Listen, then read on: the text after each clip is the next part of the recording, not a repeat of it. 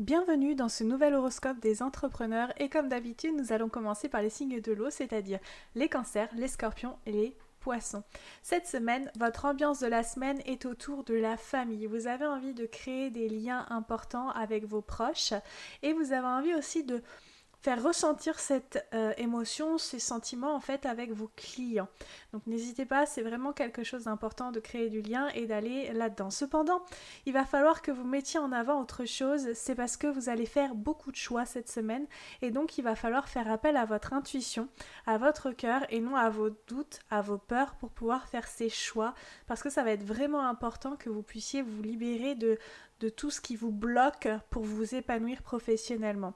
Et les difficultés que vous pourriez surmonter cette semaine, ce sont des événements imprévus et des défis qui vont aller chercher dans vos retranchements et qui peut-être vont vous faire douter encore plus de vous et c'est pour ça qu'on vous dit bien de choisir avec votre cœur.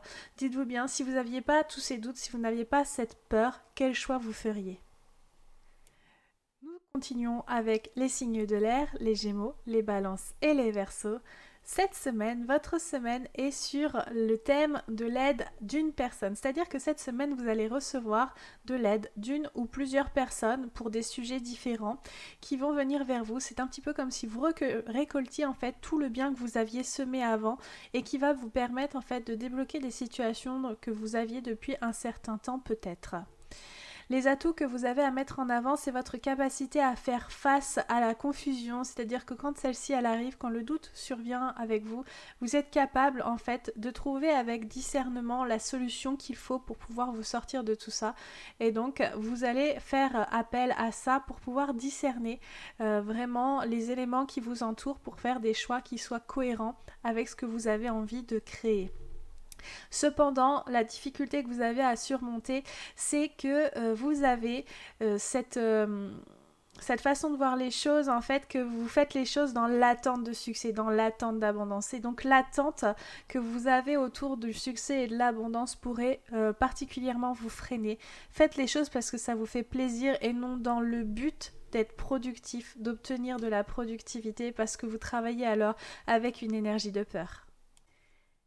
Nous continuons avec les signes de terre, les taureaux, les vierges et les capricornes. Chers amis des signes de la terre, cette semaine, votre semaine est sur le symbolisme des fausses promesses parce que vous avez l'impression que des personnes vont vous faire des promesses mais c'est peut-être trop beau pour être vrai et vous resterez vraiment sur cette notion-là et vous aurez peur en fait que on vous sabote, en fait, qu'on vous promette mondes et merveilles et qu'en réalité il n'y ait rien derrière.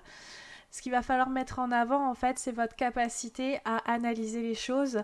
Vous avez un esprit analytique assez puissant. Vous allez pouvoir faire des déductions, on va dire, froidement, dans le sens où émotionnellement, ce ne sera pas impliqué.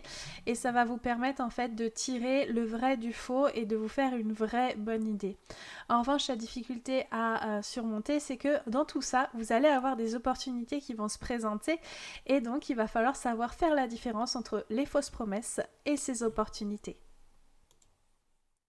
Et pour finir, les éléments feu, les béliers, les lions et les sagittaires, chers amis du signe du feu, cette semaine est sous le signe de la confusion. Vous êtes dans un brouillard ambiant et vous ne savez plus trop quoi faire. Vous avez beaucoup de doutes qui surviennent et qui vous disent est-ce que vous faites le bon choix, est-ce que c'est le bon produit, est-ce que c'est la bonne personne, est-ce que j'ai bien fait d'être dans cette voie. Vous allez remettre pas mal de choses en question. C'est vraiment un brouillard qui vous entoure et qui vous environne. Cela dit, a contrario, mais malgré ça aussi, les atouts à mettre en avant, c'est que vous allez recevoir des promotions, on va vous faire des propositions assez intéressantes, mais comme vous êtes dans ce brouillard et dans cette confusion, la difficulté que vous allez avoir surmontée, c'est de faire des choix. Et donc, les choix que vous allez avoir à faire vont devoir supplanter finalement votre confusion. À un moment, il va falloir passer au-dessus du brouillard, éclairer davantage et aller chercher ce qui vraiment fait sens pour vous. Mon conseil pour vous, c'est peut-être d'aller rechercher votre pourquoi vous faites les choses pour pouvoir faire des choix en connaissance de cause. Belle semaine à tous!